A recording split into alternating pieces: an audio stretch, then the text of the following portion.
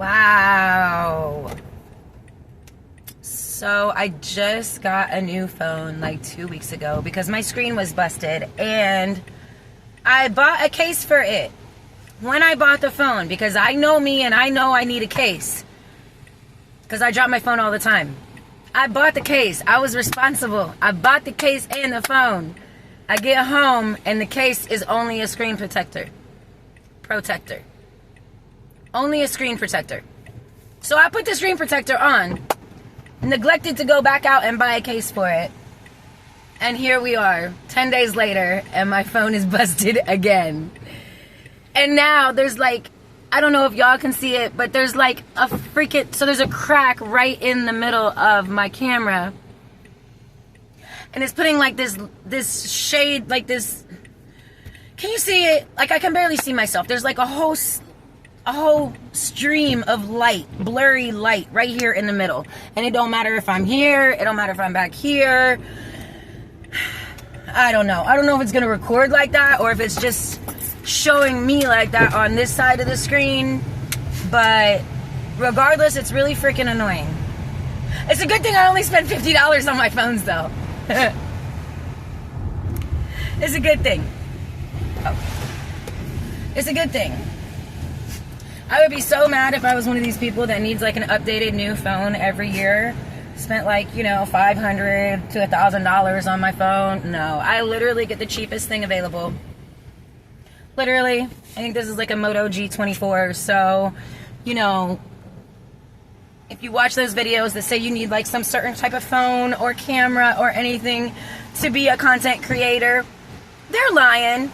Because look at me, I got a busted phone, a freaking, you can't see half of my screen, and I'm still out here doing this, okay? So, I don't care if you got a flip phone. If that thing can take videos, you better be recording yourself and posting. Alright? Alright. Anyway. Whew. So it's a nice, beautiful, rainy, overcast day out here in Columbus, Ohio. And I'm feeling pretty energetic this morning. I will say, man, I don't do mornings. I just don't do mornings. I'm just not really, this is so annoying. I look like Casper. Like there's this whole film, this aura right over top of me here. That's crazy. Okay, anyway.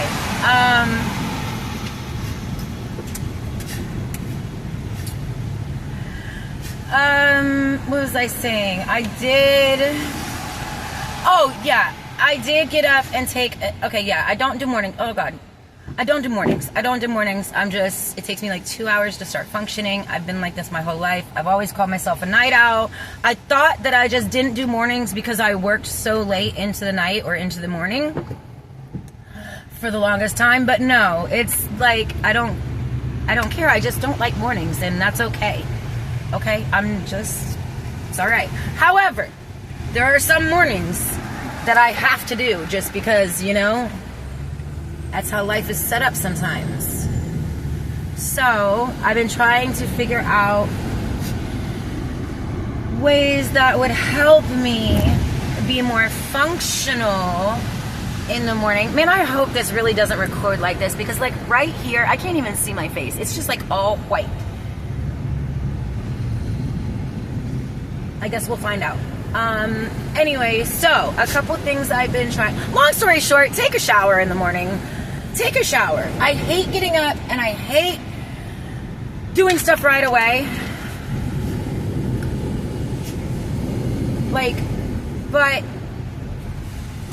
if it's needed, if it's necessary, taking a shower in the morning. The doggy got his head out the window. Taking a shower in the morning, it really does wake you up. It wakes your senses up. It gets your blood moving. It gets your brain functioning. Starts waking up your muscles. We're taking this. We are taking it. You know, and as much as I want to resist going into the bathroom and turning the water on because I just don't feel like I should have to do that as soon as I wake up, I did it this morning, and I have to admit, it does help me become, you know, more awake. And I guess ready to deal with whatever the day brings. But sometimes, man, I don't know. Just sometimes. Another thing I've been doing is staying in bed for like just a little bit, maybe like 5-10 minutes after I'm awake, and snuggling the doggy. He's the best snuggler. Let's see if you can see him. Let's see. There's the doggy. Yeah, look at the doggy. Okay.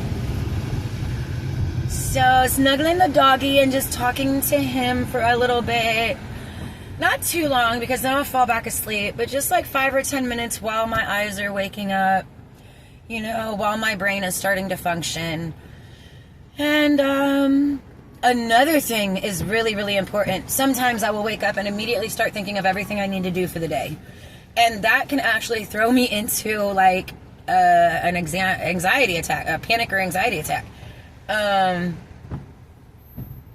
So I've really had to learn how to control. Yeah, you want to talk on the video, Buster? He wants to be on video. He loves camera. Yes, this is Onyx's official first YouTube talking driving video. So, yeah, so taking a shower, as much as you might not want to hop in a shower as soon as you wake up, it does get your body moving. Staying in bed for, you know, maybe like 5-10 minutes, just allowing yourself to start, you know, being awake. It takes time. It takes time to transition from being asleep to being fully functioning awake. Except for some people, man. Some people I know, they wake up bright-eyed, bushy-tailed, talking, ready to go. Whew, that's a lot to handle when you are not a morning person. Okay?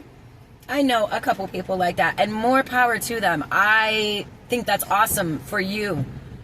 But for me, just give me like an hour or two before you ask me any question. Please, don't make my brain think or try to operate, because listen, Linda. All right, so those are a couple things. I don't know if anybody else wants to try these things out. Let me know. Or, matter of fact, if you have, let me over, bro. I'm like literally right here with my freaking blinker on. If anybody else has any little tips or tricks about waking up in the morning, please let me know. Okay? And mind you, when I say waking up in the morning, I'm talking about like 9:30 is what I have my alarm set. Granted, I know that is not early, okay? I know. I've been through the thing of waking up at 4 o'clock in the morning, at 6 o'clock in the morning to get to work, of working until 7 o'clock in the morning and coming home. So, like, I've been through all that. I know the deal. Don't be back there sitting like, dang, she only gets up at 9:30 and she's still complaining. Okay, so, like, just keep that to yourself, okay? Been there, done that. But still, I am learning that it is okay not to be bright-eyed, bushy-tailed, and bubbly constantly just because your eyes are open. Okay? Now, on the flip side of that, you can't be a bitch to people. Like, I can't stand people that are mean or, like, just directly rude because they're not functioning yet, you know? Don't do that. But it is personally okay. For me, I have learned to just move slow in the morning and don't feel bad about it. And, oh man, can you see the doggy? Here we go. And you know, just do you. And like, if you have a job that requires you to be up super early and you hate it every single day, and you know, you're crying on the way to work and it's just miserable to get up and do it every single day, like, think about getting a different job with different hours. You know, for 2 years, I ran a restaurant as the GM, and I had to be there at 8 o'clock in the morning, okay? 8 o'clock in the morning. And it was roughly like a half hour away. So really 7:30, I had to be in the car on the way. And like, I hated it. A lot of times I'd have tears running down my face on the way to work because I just wasn't ready to be awake. Not to mention I was working 80 to 90 hours a week. You know, so that was another thing. I wasn't getting enough sleep. I wasn't like balancing my personal life very well. You know, but just like, that doesn't even matter. The point of the matter is, don't feel like you're stuck at a job because it's a morning shift. There are plenty of jobs out here that you don't have to completely screw up your whole morning just to be there on time. Don't feel like you're stuck, okay? Thanks. You know, there's always other ways to do things. So now, point of that story is, now I go in at 4 o'clock, like I have to work tonight, but 4, you know, I get off about 1, which isn't too bad. And it's, I don't know why I didn't do this 20 freaking years ago. Like, I have time to wake up. You know, I have time to get stuff done, like, around the house before I even go into work, so I can feel like I'm somewhat productive with my own personal life for the day. You know, I can spend time with the doggy. I can actually eat before I rush into work. It's just like a lot. It's like a lot of things that for so many years I sacrificed because I thought that I was stuck in that job. I thought that it was the most money that I could make at that time. I thought that it was providing the life, which I didn't really have much of one.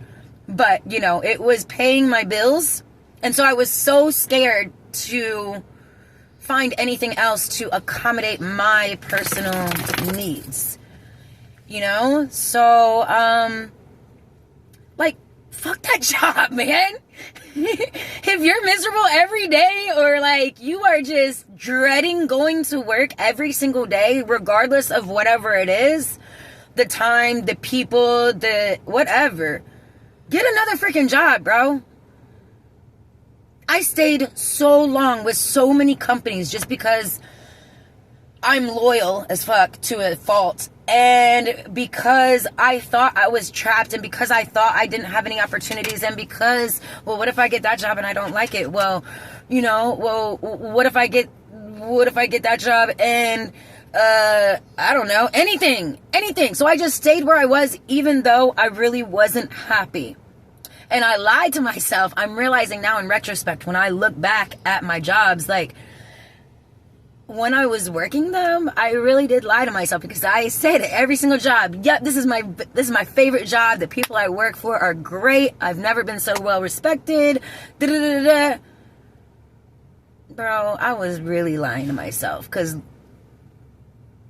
if it was all that good, why the fuck was I having panic attacks on the way to work? Why was I looking through tears driving to work every morning? Why was I so miserable? Why did I have no time for myself?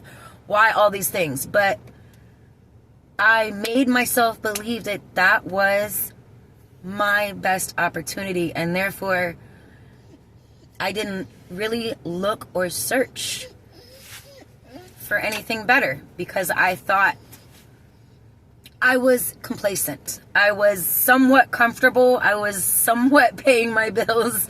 I was, you know, I was complacent. And so, you know, just don't be. Jobs are not our life. Jobs are not who we are.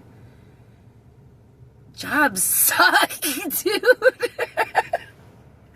Just imagine if we could all follow our true passion and true desires without the stress of working a job that we don't like, or the repetitive, we're just going to say repetitive motions, or the people, or just like the energy that we exert at a job just to pay our bills and have a little bit of money to survive. And then we have this, this tiny little bit of time, if we have that, to focus on what brings us joy and what makes us happy and what we love to do, like innately inside of us, not what we tell ourselves we love to do. Okay? Because for years, I've been telling myself that I loved being a telecommunications, working in a call center. I loved being a GM of a manager. I mean, the GM of a restaurant. I loved being the office manager. I loved how many jobs? You know what? We're not going to go through all my jobs. We'll be here for 3 more hours. But all of the different industries that I have personally worked in, the one that I will say that I never loved was warehouse work. Whoo! If you work in a warehouse, more power to you. Because listen, that is not for the weak, okay? That warehouse shit, bro, that is not for the weak of heart at all. It is, especially if you get them trucks. I worked at Walmart warehouse for 2 days. 2 days. I have never, never worked anywhere for only 2 days. I couldn't do it. Those boxes, they said they were only 60 pounds. No, bro, them boxes were up to 150 freaking pounds. You got me. No, my body was so sore and so hurting by the time I was done on the second day. It was unbelievable. And I just couldn't go back. I just couldn't. So warehouse workers, more power to you. But yeah, we're done. Me and the doggy are going to go in and, probably post YouTube videos so that we can work ourselves out of working a job. And, I don't know. Just, what are my parting words for the day? Just be kind to yourself, man. Just, if you're doing what you need to do and you're handling your business, like, don't beat yourself up so much. It's hard enough without us inside our heads telling us how many things we could have done better, or why can't you do this, or why aren't you a morning person, or why can't you do that? You know what? Just live your freaking life and be happy. Just do you, be you, and be happy. And F everybody else. This is one thought that I keep coming back to that is just phenomenal to me. Like, it just blows my mind. Like, really think about it. If everyone only worried about their own happiness, if you only did what you needed to do to keep yourself truly happy, obviously without hurting others, then every single person in the whole fucking world would be happy. Think about that for a second. If you lived your life with your happiness in mind, not concerned about other people, the judgments of others, what others need, all of this. If we only worked on our own personal happiness, every single person in the world would be happy. Isn't that crazy?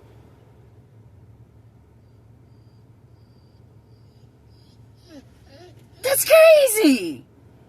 So work on you and love you and have a great day. Say bye, Onyx. Bye, buddy. Yeah. And Onyx loves you too. Peace.